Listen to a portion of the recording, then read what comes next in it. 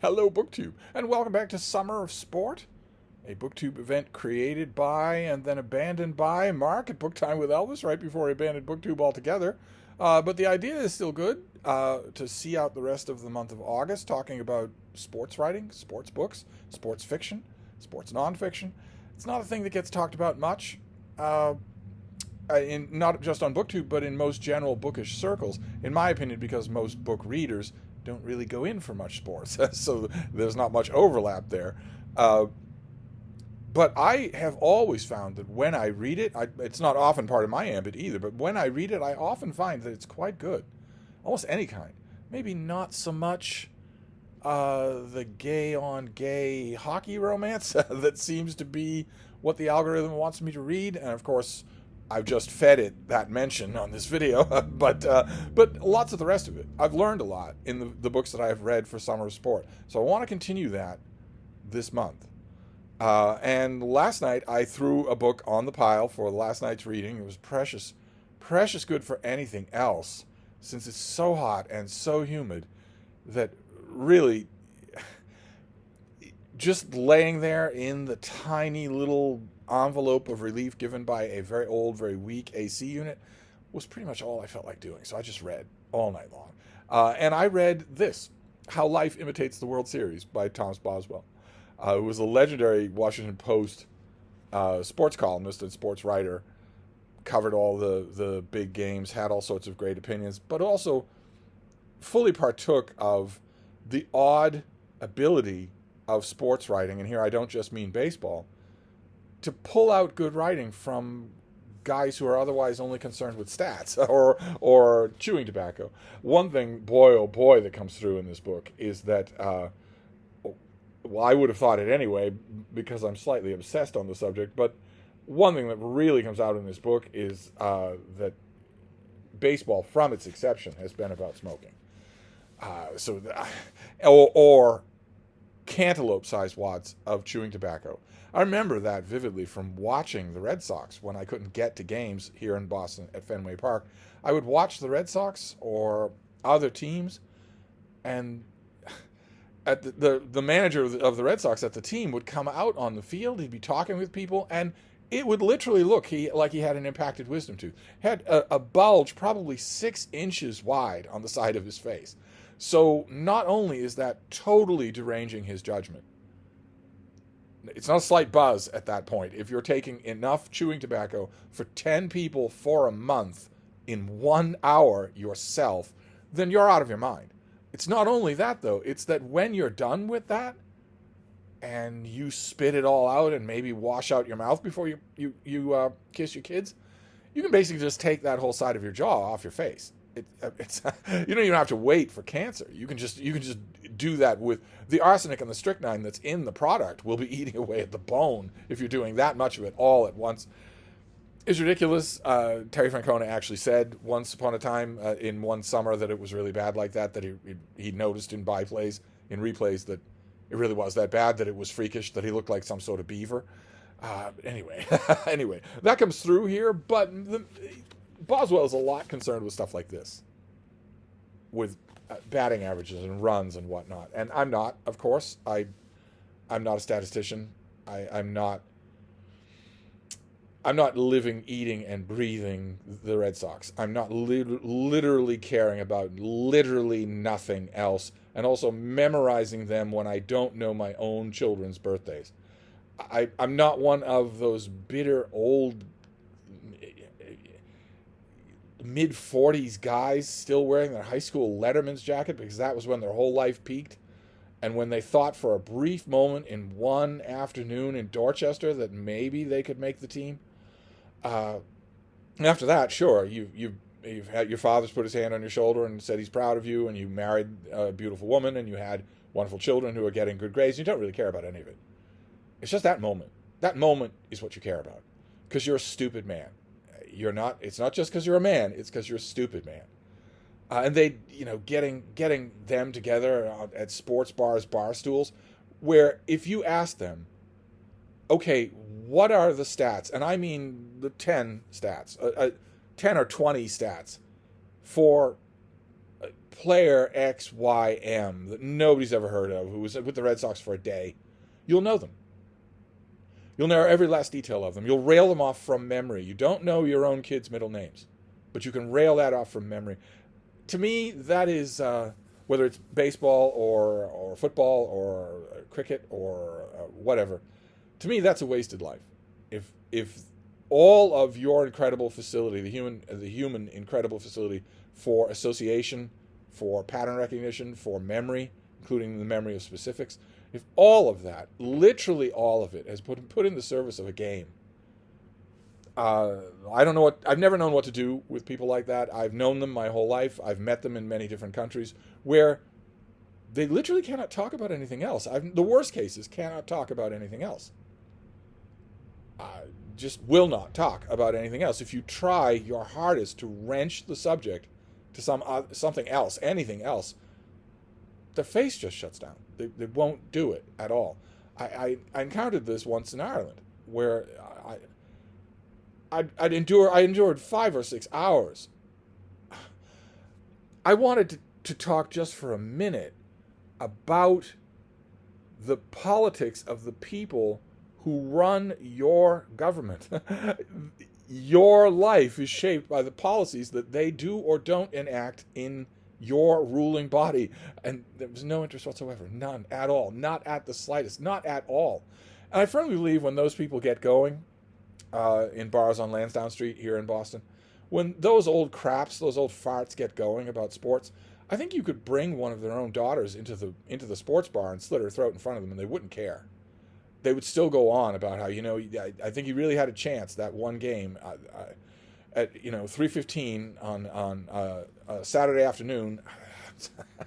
Anyway, I have a suspicion from what I've heard. I never actually met Tom Boswell, but I have a suspicion from what I've heard that he was like that a lot of the time. But when he sat down at his typewriter, he wasn't. Because this was delightful. This book was absolutely delightful. It skirts right around that world. You definitely know, I definitely knew when I was reading this book that I was reading a world filled with crazy fanatics, with crazy fanatic drug addicts, actually, so to use the whole term, crazy fanatic drug addicts. I knew when I was reading this book that I was skirting that world, that is actually the world he's writing about, but he manages to find all sorts of other things going on in it, and he has a wonderful, wonderful ear for dramatic scenes.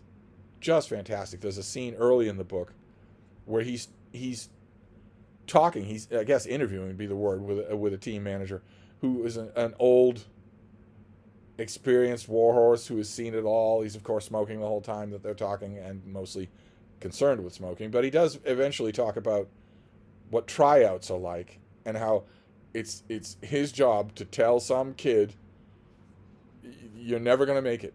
You can't play on my team. And he tried in the scene. I wonder if I could find it. In the scene, he says that he tries to be harsh about it because he's hoping that if he tells them in the right way, they won't go home and just keep trying because they're never going to make it. Here we go.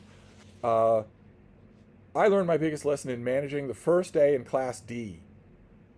He says, then a long digression about smoking. Then you've got 100 young kids. Then you've got 100 more young kids than you have a place for in your club.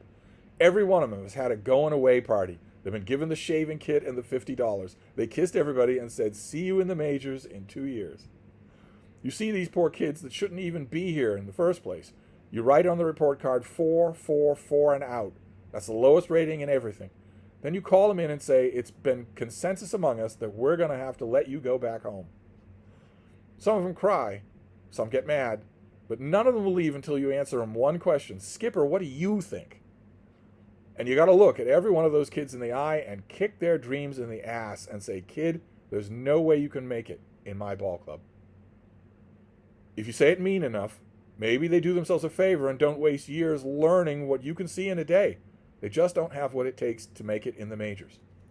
Just like I never had it. And the story is great. The story is terrific, and it's really well written, but it's that last line that Boswell manages to get out of all of these people that I don't know that another writer would be able to get out of them, and that really seals the anecdote. And There's all sorts of game play-by-play here. This book would be largely, I would say, 70% impenetrable to you if you do not follow American baseball. If you don't follow the sport, I don't know what you would make out of this. You could find parts to plunk down on and like, but uh, I think it would be a waste of your time to try. First of all, I think I really would be. Unlike, for instance, there have been other baseball books where the whole thing is pretty much accessible. Not so much here. That makes sense to me because this is a collection of columns. They would have been written, like I mentioned the other day, in the white heat of current events. So if the author doesn't bother to contextualize them, and he doesn't, too busy smoking, then you're going to have to supply that context on your own, and there's no context in this book other than what he does, what he thinks to do in the column, and that's always less than what he thinks it should be. There are a lot of parts of that. I mean, that scene goes on. That scene with that team manager goes on, and it's really good. It's sharp. It's readable. You're holding your breath while you read it, and also it's touching in a number of different ways. Even in the part that I read you, we're not only talking about this guy crushing the dreams of all these young men who got the going away gift, but also talking from the viewpoint of having his own dreams crushed. That's wonderful, and Boswell is wonderful at doing that. Just uniformly wonderful at doing that. He also occasionally will widen the lens so that you don't have to be a fan, so that you don't have to be eagerly waiting for the Red Sox to trounce the Texas Rangers tonight. So you don't need to be eagerly waiting for that in order to enjoy parts of this book. He will occasionally pull the focus back. Like, for instance, when he's writing about ballparks, the allure of ballparks. Now, this is a column. I think it goes on for like 2,000 words, but I could have read a whole book on the subject. He's so good. When he's like this, when he's in this registry, he's so good. I almost don't know how much of this to read. Let's read until we get to Yankee Stadium. Ballparks are a passion among baseball fans, second only to the game. True arrival at a big league ballpark begins with the first glimpse of green grass, and not a moment before. The sightings of light tower in the distance, peering down perhaps over the heads of houses, does not count. Maybe the butterflies begin then. Tiny smiles begin cropping up spontaneously. The "oh, I'm not really excited" walk carries you through the parking lot as the delightful expression of pressure builds. Even the tucking away of the rain check in the wallet, the vendor's cries, the double-time hike up the stadium ramp are just an overture. At old Griffith Stadium in Washington, that first slash of grass appeared as you passed the louvered grandstand behind first base. And that's the title of this piece, That First Slash of Grass. It lasted just a flash before the crowd, pushing along, swept you past. But in that moment, captured like a freeze frame, you could see the white bag, the coach's box, and that scimitar of dirt called the right side of the diamond. Those next several seconds, between first glimpse and full view, were bona fide arrival as the sense of anticipation, carefully kept under control, suddenly welled up and exploded like a home run cheer. Doubtless, there are better places to spend summer days, summer nights, than in a ballpark. Doubtless. Which is great. When he writes, doubtless there are better places to spend summer days, summer nights, than a ballpark. Doubtless. The repetition of the doubtless as its own freestanding sentence is made to hammer home the point that the author absolutely does not believe that's true. Does not believe there is any better place you could spend a Sunday afternoon, a summer evening, than right there where he's describing. That is wonderful. Rather than declare it, he declares the opposite. It works perfectly. Nevertheless, decades after a person has stopped collecting bubblegum cards, he can still discover himself collecting ballparks. And not just the stadiums, but their surrounding neighborhoods, their smells, their special seasons and moods. Boston's Fenway Park is best on the worst days, in raw, misty spring and foggy fall. The streets around the Fens are crowded, narrow, and damp. Taxis blow their horns at the herds of jaywalking Soxers on Lansdowne Street. Inside, the emerald field, the royal blue and the blood-red stands, the green bleachers and wall stand silently under tarp and drizzle, just as they did generations ago when Babe Ruth waited for a northeaster to shift so he could pitch for the hometown team. the wall he has here is in capital letters, and if you know Fenway Park, you know about the wall, so you know why it would be in capital letters. Yankee Stadium smells best in October when the armada of hot pretzel sellers rings the walls, plucking at the sleeves of the three-piece suit crowd that shows up for the World Series. The scalpers and freaks crowd near the ticket windows, one selling tickets, the other trying to steal them. The stadium is more than faintly criminal. Poverty and violence live just a block away, but Yankee Stadium digests that squalor like a gouty ward healer, belches and bellows, play ball. No park approaches Yankee for bad manners and arrogance. Be glad you're here, says the white outfield facades. Get moving, buddy, says the surliest cops on earth. And he moves on to Baltimore and everything from there. But that I could read that for thousands of pages. And every once in a while in this book, when I got the feeling that the literal insider baseball, the wonky statistics-driven minutia was piled a little too high, this author regularly pulls it back to give you a passage like that about a ball player whose talents are fading and he knows it, about a newcomer who has only everything to prove. Just wonderful. Absolutely loved it. Little bit of an easy thing for me to read this particular thing about America's pastime, written by a Washington Post writer.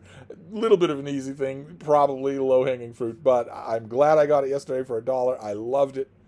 I caught a lot more than I did the first time I read this book. So that's my my summer of sport report for today, and we will see if the algorithm is on its toes. That means I'm going to get more scorching gay fiction about sports tomorrow, or just today. We'll see. I have a couple of candidates lined up in my mind. I slowly, throughout the day, I slowly build what I'm going to read all night long, and it's going to be another night of reading all night long. It's going to be 85 degrees at midnight, I'm sure. So there'll be a lot of reading. I tend to do that during the day. I have a couple of candidates, but I also pay attention to what the algorithm is suggesting too. So who knows what it will be? You will find out with me tomorrow. I will see you then. Thank you, BookTube.